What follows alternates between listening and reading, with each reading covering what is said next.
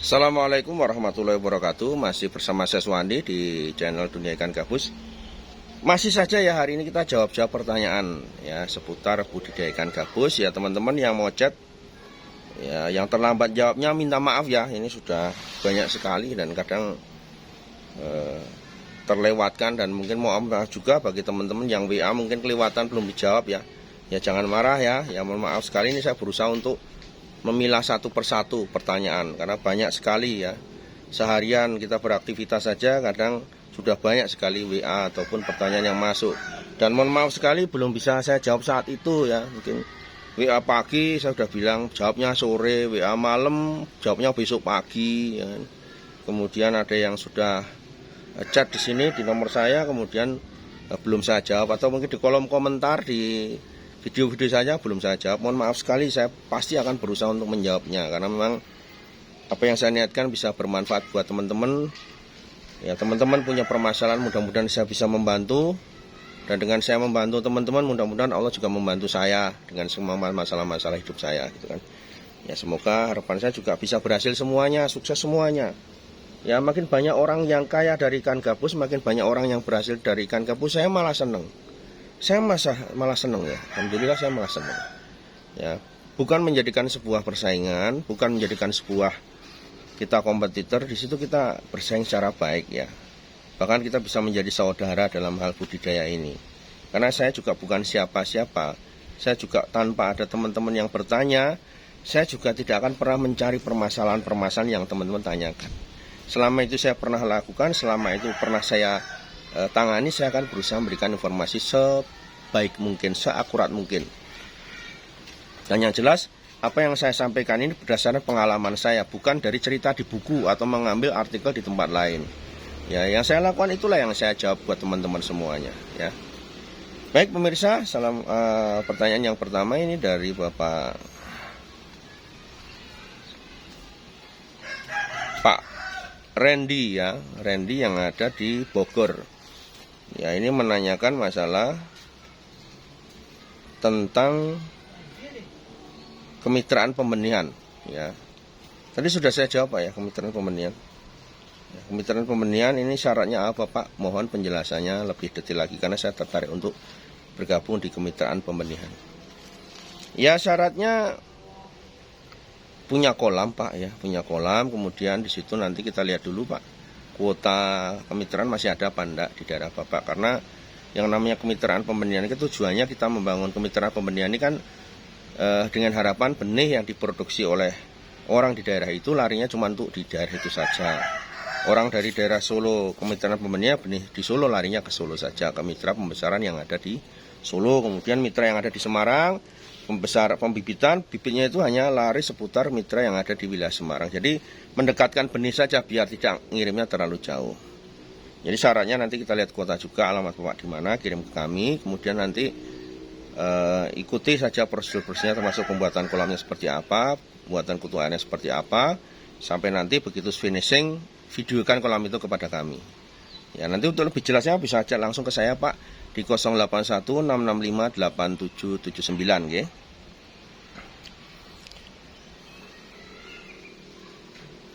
Berikutnya dari Rejo yang ada di Tulungagung ya. Selamat siang, sukses selalu Pak Suwandi. Saya ingin menanyakan berkaitan dengan tulisan artikel di medsos berkaitan dengan hasil panen yang tidak dibeli Pak. Ini mohon penjelasannya Pak, karena saya sendiri tidak terima dengan pernyataan orang tersebut ya, walaupun saya belum pernah bertemu dengan Pak Suwandi ya. Di sini saya ingin menanyakan tentang kronologi mitra yang panennya belum Bapak beli. Terima kasih Pak. Jadi kalau saya nggak usah sebut nama ya. Jadi kalau selama saya budidaya ikan gabus itu ada memang kriteria ikan yang tidak saya beli. Dan itu silakan saja, mau menulis apa di medsos silakan saja, nggak masalah buat saya. Pertama, ukuran ikan. Ikan yang tidak saya beli itu ukuran ikan. Kalau sudah saya bilang minimal 2 on yang saya ambil, kalau 1 on ya jangan dijual. Dengan alasan butuh duit pun saya nggak akan beli itu. Jadi kalau pemirsa itu pembesaran dengan kami, kemudian dengan alasan Pak butuh biaya untuk membayar sekolah, nggak bisa Pak. Kami tidak akan beli juga dengan ukuran di bawah itu. Untuk apa kami kan? Ya kami sudah cukup nampung banyak untuk yang pembesaran yang sudah masuk ukuran konsumsi. Jadi pers itu komitmen Pak, komitmen di ukurannya diciptakan. Masalah waktu kami tidak peduli, mau 9 bulan, mau 10 bulan, mau 6 bulan, mau 7 bulan silakan. Yang penting cetak di situ minimal berat per ekor paling kecil 2 on. Jadi di dalam kolam itu yang paling kecil itu 2 on, bukan dilihat yang paling besar. Itu yang pertama. Yang kedua, yang tidak saya beli di situ adalah proses budidaya yang tidak benar. Contoh misalkan, ada beberapa tempat, hampir 3 tempat itu yang tidak saya ambil panenannya. Kenapa? Walaupun ikannya sudah bobot 500 gram up, tidak saya beli. Kenapa? Karena dalam proses budidaya diberi makanan berupa bangkai babi, kotoran manusia. Itu sudah saya sampaikan di awal, budidayalah dengan cara yang baik. Jadi kalau sudah diberikan makanan seperti kotoran babi dan babi mati, kemudian ada kotoran ayam, kotoran manusia, apalagi itu jelas kami tidak akan pernah mau membeli walaupun dijual murah sekalipun. Ya, mohon dipahami, ya, bukan berarti kami ingkar janji dalam mengambil hasil panen, tetapi kalau itu tadi yang dilakukan di lapangan, kami tetap akan tega, tidak akan pernah membeli. Walaupun Bapak mau komen dimanapun, di medsos silahkan saja. Mau keluar di YouTube, di medsos silahkan saja. Buat kami tidak ada masalah, kami bisa klarifikasi. Dan kami punya bukti di lapangan, gitu kan. Nah itu, jadi kemudian yang ketiga, tadi pertama ukuran nggak sesuai, yang kedua kasarannya dikasih makan kotoran manusia, kotoran babi, kotoran ayam atau yang lain-lain sebagainya. Itu nggak bisa. Kemudian yang ketiga di situ, ikan dalam kondisi sakit ya. Yang kemarin komen-komen di Facebook itu saya nggak tahu itu orangnya siapa. Itu yang jelas ya, dari beberapa poin itu saya ingin tunjukkan kalau memang Anda panennya tidak dibeli, kami punya kantor Pak. Datang ke sini, lapor ke sini, kok nggak diambil. Ya, jangan hanya bicara di medsos saja dengan menyembunyikan identitas. Jadi gentle gitu kalau mau omongan. Jadi jangan sembunyi-sembunyi. Ya, dan di situ buat teman-teman juga yang biasa nulis di medsos, ayo gentle kalau mau ketemu, kalau mau bicara. Jangan hanya sembunyi, lempar batu sembunyi tangan gitu kan. Itu tidak baik. Jadi itu yang poin ketiga tadi, ikannya dalam kondisi sakit. Ya, entah komunikasi yang seperti apa, ya. Biasanya saya suruh pemirsa itu untuk nyampling dulu kalau panen, sampling dulu.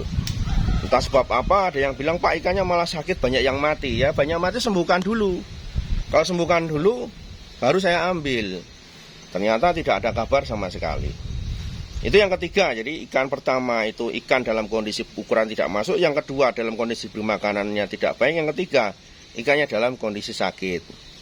Kemudian yang dibeli, tidak dibeli lagi. Yang keempat, ikan dalam kondisi sekarat. Kita datang, ya walaupun tadi sudah dikuras baik, kemudian Bapak masukkan ke dalam bak. Nunggu kami datang. Begitu kami datang, ikannya di bak itu sudah pada kelenger karena kepadatan populasi. Ya nggak saya beli. Kenapa? Biasanya prosedur panen itu nunggu kabar dari kami. Kita belum datang sudah dikuras. Akhirnya ditampung di bak. Banyak yang kelenger, banyak yang sekarat, banyak yang mati, kita nggak beli. Akhirnya ngoceh di medsos. Nah, di situ saya harapkan apa-apa yang saya sampaikan ini menjadi sebuah klarifikasi bahwa kami tidak pernah selama 15 tahun itu berbuat curang kepada peternak, apalagi ngakali. Kami rugi saja siap, ya kan? Coba kalau teman-teman pemirsa itu banyak yang pernah berani ngomong di sini secara jujur. Berapa banyak yang pernah beli bibit dengan wadah suwandi mati, setelah ditaruh di kolam mati 1 minggu, kemudian dituker. Ya. Berapa ratus atau berapa banyak orang yang pernah saya lakukan seperti itu. Kalau Anda mau jujur, ya, bahwa apa? Saya tidak semata-mata hanya bisnis. Kita harus berusaha menjalankan usaha itu dengan hati. Saya orangnya tidak tega, walaupun untuk ketentuan perusahaan, ya saya nggak tega. Ya, yang di video berapa itu, yang mitra bawa benih mati semua kenis, tetap kasih uang 2 juta untuk ongkos pulang. Padahal benihnya mati semua. Ya, padahal mitra itu saya bilang benihnya masih sakit jangan dibawa ke sini. Karena bawa ke sini sampai sini mati semua. Tetap tak kasih uang 2 juta. Mana ada orang mau rugi kasihkan mati semua dalam ukuran kecil-kecil itu umur 1 bulan 2 juta nggak bisa dijual. Kita beli bangkai. Kenapa? Kita bisnis dengan hati. Kalau saya tidak tega dengan seperti itu, mudah-mudahan dengan harapan orang itu mau memperbaiki diri gitu. Ya, dengan harapan orang itu nanti ke depan mau memperbaiki diri. Ya, ke depan menjadi lebih baik lagi. Jadi saya harapkan teman-teman pemirsa yang kemarin komen-komen cuat-cuat di Facebook ya, itu kita berbisnis dengan baik lah, nggak usah saling serang, apalagi di situ saling menulis fitnahan-fitnahan, kemudian di situ ada lagi gunjingan-gunjingan, ejek sana. Sesama pembudidaya ikan gabus, ya haruslah kita berbicara dengan yang baik dan positif saja. Bahwa di sini tidak ada yang hebat, kita semua belajar. Ya, nah itu poin-poin yang saya sampaikan tadi ya, ada 4 poin itu tolong dipahami bagi teman-teman yang mau jual ikan gabus ke saya. Pertama, saya ulangi lagi ya, ikan harus ukurannya masuk. Ya, yang kemitraan 2 on, yang tidak kemitraan 500 gram up. Jadi jangan bilang, wah kalau membeli cuma yang besar-besar saja, kalau yang kecil enggak dibeli, kalau yang besar saja saya bisa jual sendiri. Ya itu monggo saja silahkan, karena memang peraturan perusahaan kami seperti itu. Yang 200 yang kemitraan benih dari sini itu 200 gram up, itu yang saya beli. Ya, kalau yang tidak kemitraan dari sini, beli binnya di luar atau tangkapan alam, itu minimal 500 gram up. Ya, jadi itu ada alasannya.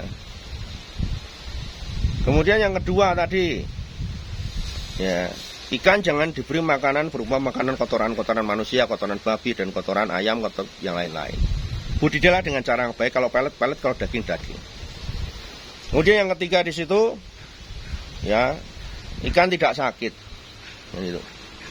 Jadi ikan tidak sakit, tidak dalam kondisi mati karena sakit. Kemudian yang keempat, ikan tidak dalam kondisi sekarat.